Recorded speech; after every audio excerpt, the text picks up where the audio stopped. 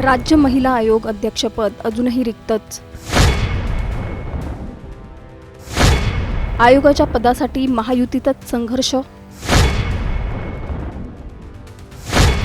महिला आयोग अध्यक्षपदावर कुणाची बाजी?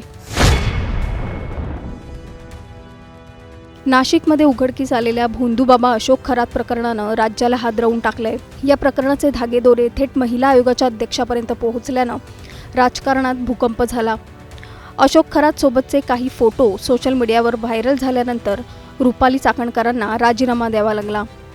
या घडामोडींमुळे सध्या राज्य महिला आयोगाचं अध्यक्षपद रिक्त आहे. महिलांच्या हक्कासाठी लढणाऱ्या महाराष्ट्र राज्य महिला आयोग या महत्त्वाच्या संस्थेचं नेतृत्व आता कोण करणार? या अध्यक्षपदावरून महायुतीतच आता जोरदार रस्सीखेच सुरू झाल्याची चर्चा आहे. एका बाजूला भाजप हे पद आपल्या ताब्यात घेण्यासाठी आक्रमक भूमिका घेत असल्याचं बोललं जात आहे, तर दुसऱ्या बाजूला राष्ट्रवादी काँग्रेस हे पद आमचंच आहे असा ठाम दावा करत असल्याचं समोर येत आहे. म्हणजेच महिला आयोगाचं अध्यक्षपद हे आता महिलांच्या न्यायासाठीचं पद राहिलंय की ते राजकीय सौदेबाजीचं नवं केंद्र बनतंय? भाजपला हे पद इतकं का हवंय आणि बदल्यात राष्ट्रवादीला महामंडळ देण्याचा प्रस्ताव हा खरोखरच डील आहे का? सगळ्यात महत्त्वाचं, या सत्तेच्या खेळात खरंच योग्य व्यक्ती निवडली जाईल का, की पुन्हा एकदा राजकारणच जिंकणार? महिला आयोगाच्या अध्यक्षपदाची निवड कशी केली जाते याचा सविस्तर आढावा या व्हिडिओच्या माध्यमातून आपण घेणार आहोत. त्यासाठी हा व्हिडिओ शेवटपर्यंत पाहत राहा आणि टाइम्स नाऊ मराठीला लाईक, फॉलो आणि सबस्क्राईब करा. नाशिकचं भोंदूबाबा अशोक खरात प्रकरण. या प्रकरणाने राज्याला पुरतं हादरवून सोडलं. महाराष्ट्रात एप्स्टीन फाईल्सप्रमाणे खरात फाईल सुरू असल्याची चर्चा रंगली. खळबळ तर तेव्हा उडाली जेव्हा याचे धागेदोरे थेट राज्यातल्या सत्ताधाऱ्यांपर्यंत पोहोचले. अशोक खरातचे काही फोटो आणि व्हिडिओ सोशल मीडियावर व्हायरल झाले. या फोटोंमध्ये काही फोटो असे होते ज्याने महाराष्ट्राला हादरवून सोडलं. त्यातलं पहिलं नाव समोर आलं ते राज्य महिला आयोगाच्या अध्यक्षपदी असलेल्या रुपाली चाकणकरांचं. रुपाली चाकणकरांचे खरातसोबतचे फोटो व्हायरल झाले. कधी त्या फोटोत अशोक खरातचे पाय धुताना दिसल्या, तर कधी खरातवर छत्री धरून उभ्या असलेल्या दिसल्या. यावरून विरोधकांच्या हातात आयतं कोलीतच मिळालं. महिला आयोगाच्या अध्यक्षा असूनही एका भोंदूबाबाच्या मागे पुढे करता असं म्हणत विरोधकांनी अक्षरशः राळ उठवून दिली. ठाकरे गटाच्या नेत्या सुषमा अंधारेंनी तर चाकणकरांच्या कापलेल्या अनामिकेवरून त्यात तंत्रमंत्र आणि जादूटोणा करत असल्याचा आरोप केला. या सगळ्यावरून रुपाली चाकणकर यांच्यावर दबाव वाढला आणि त्यांनी अखेर महिला आयोगाच्या अध्यक्षपदाचा राजीनामा दिला. रुपाली चाकणकर पायउतार झाल्यानंतर राष्ट्रवादीकडून महिला आयोगाचं अध्यक्षपद काढून घेण्याचा प्रयत्न भाजपकडून सुरू असल्याची माहिती आहे. भाजपने महिला आयोगाचं अध्यक्षपद आता आपल्याकडे ठेवण्यासाठी आग्रह धरलाय. अध्यक्षपदावरून राष्ट्रवादी आणि भाजपमध्ये रस्सीखेच सुरू असल्याचं पाहायला मिळतंय.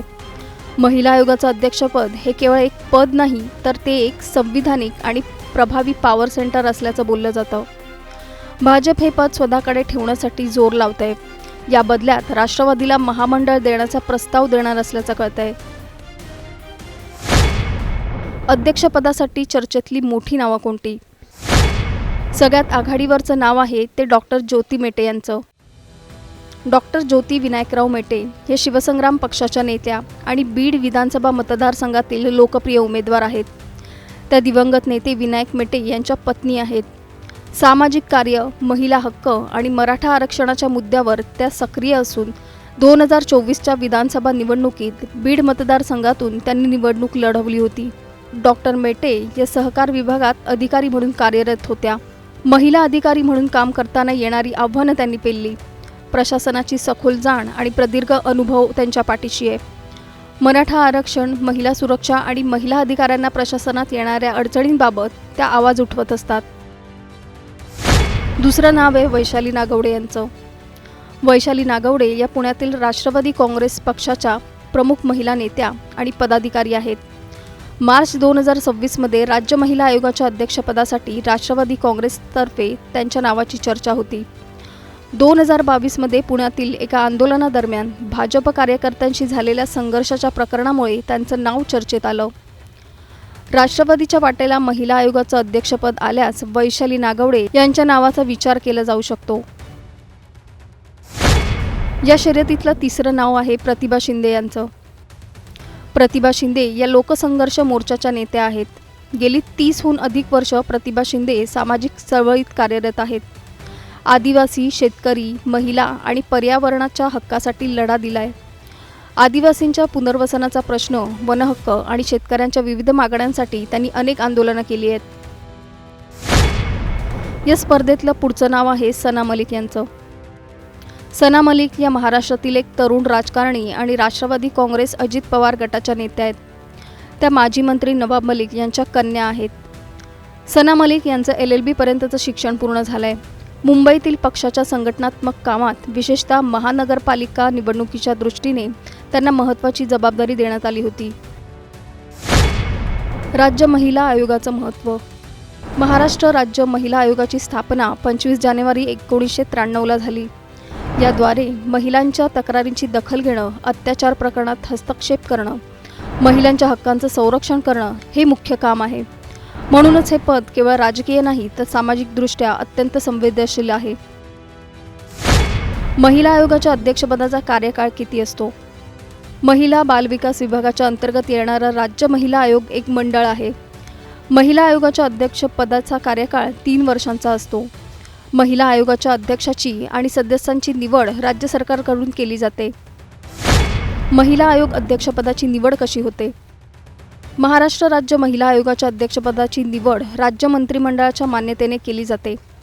सहसा महिला हक्कांसाठी काम करणाऱ्या अनुभवी व्यक्तीची, सामाजिक कार्यकर्त्याची किंवा राजकीय नेत्याची या पदावर नियुक्ती होते. राज्य सरकार महिला आणि बालविकास विभागामार्फत थेट निवड करते. सामान्यतः अध्यक्षपदाचा कार्यकाळ हा 3 वर्षांचा असतो. कायद्याचे ज्ञान, सामाजिक कार्याचा अनुभव आणि महिला सक्षमीकरणासाठी काम करण्याची पार्श्वभूमी असं असणं आवश्यक आहे. आयोगात अध्यक्षपदासोबत 6 अशासकीय सदस्य, 1 सदस्य सचिव आणि पोलीस महासंचालक पदीय सदस्य असतात. महिला आणि बालविकास मंत्रालय संभाव्य नावांची शिफारस करते.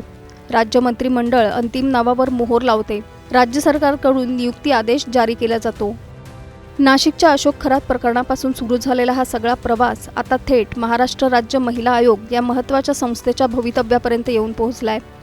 एकीकडे महिलांच्या न्यायासाठी उभं राहणारी संस्था, तर दुसरीकडे त्या संस्थेच्या अध्यक्षपदासाठी सुरू असलेलं राजकारण.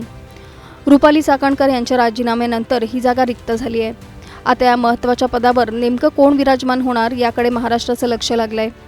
पण नाव कोणतंही असो, खरं महत्त्वाचं आहे ते म्हणजे त्या व्यक्तीकडे महिलांच्या प्रश्नांची जाणीव आहे का?